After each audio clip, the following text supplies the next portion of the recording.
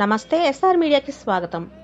సోమవారం ప్రజా సమస్యల ప్రజావేదిక కార్యక్రమంలో భాగంగా కలెక్టర్ కార్యాలయం ఎదుట దివ్యాంగులు ధర్నా నిర్వహించారు.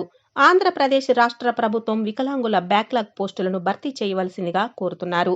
వికలాంగుల బ్యాక్లాగ్ పోస్టులను వెరిఫై చేసే సమయంలో విభిన్న ప్రతిభావంతుల సంక్షేమ శాఖలో ఉన్న తాత్కాలిక అసిస్టెంట్ డైరెక్టర్కు కానీ, అలాగే అక్కడ పనిచేస్తున్నటువంటి మిగతా ఉద్యోగులకు కానీ దాని మీద పూర్తి అవగాహన లేకపోవడం వలన ఈ విధంగా బ్యాక్లాగ్ పోస్టులు లేవని చెబుతున్నారు అని వారు ఆవేదన వ్యక్తం చేశారు.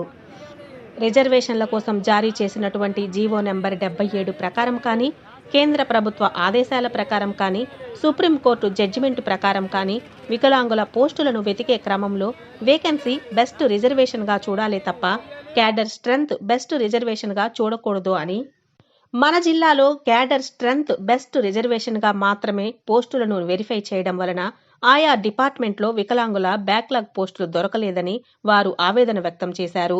బ్యాక్లాగ్ పోస్టులను వెరిఫై చేసి ఈ జిల్లాలో ఉన్నటువంటి విభిన్న ప్రతిభావంతులకు న్యాయం చేయవలసిందిగా కోరుతున్నారు.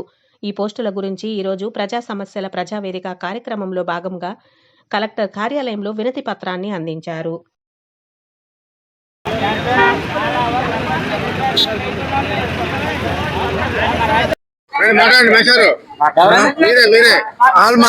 నా పేరు చెక్క విజయ్ కుమార్, పార్వతీపురం సార్. అయితే మాకు 4-5 సంవత్సరాల నుండి బ్యాక్లాగ్ పోస్టులు లేవు.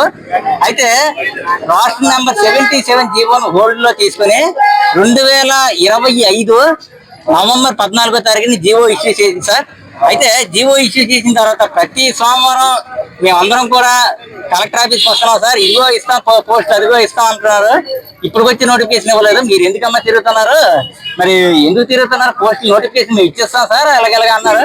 తర్వాత అంబేద్కర్ గారు ఏడీ గారు ఉన్నప్పుడు కలెక్టర్ వారు ఉన్నప్పుడు 6 పోస్టులు ఉన్నాయని చెప్పారు సార్. తర్వాత మరి ఆయన వెళ్ళిపోయిన తర్వాత అసలు పోస్టులు లేవంటున్నారు. ఇది చాలా అన్యాయం సార్. పోస్టులు ఇప్పుడు దాకా ఉన్నాయని ఇప్పుడు లేవన్నారు సార్. చాలా బాధాకరమైనటువంటి విషయం. మరి 4 సంవత్సరాలు బట్టి పోస్టులు చేశారు. పోస్టులు ఏమయ్యా మాకు తెలియట్లేదు. అసలు మేము కలెక్టర్ ఆఫీస్ ఏడీ ఆఫీస్కి వెళ్తుంటే ఎవరు కూడా రెస్పాన్స్ లేదు. అసలు మమ్మల్ని పట్టించుకోవట్లేదు. అసలు సంబంధం లేనట్టు ఉంటున్నారు సార్. వీళ్ళు వస్తున్నారు, వెళ్ళిపోతున్నారు, వీళ్ళతో మనకెందుకు అన్నట్టుగా ఉంటున్నారు. స్టాఫ్ ఉన్నా సరే లేరని చెప్పేస్తున్నారు.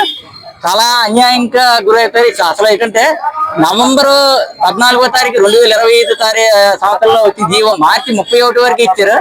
అసలే వాళ్ళు మార్చి 23వ తారీఖు ఇంకా వారం రోజుల టైం సార్. జీవో వెళ్ళిపోయిన తర్వాత మరి ఇంకా జీవో ఎప్పుడు వస్తుందో తెలియదు. 31 తర్వాత జీవో 31 మార్చి 31 వెళ్ళిపోయిన తర్వాత మరి జీవో మరి ఎప్పుడు ఎందుకు పనికిరాదు, ఎప్పుడు వస్తుందో గవర్నమెంట్ తెలియదు, జీవో తెలియదు.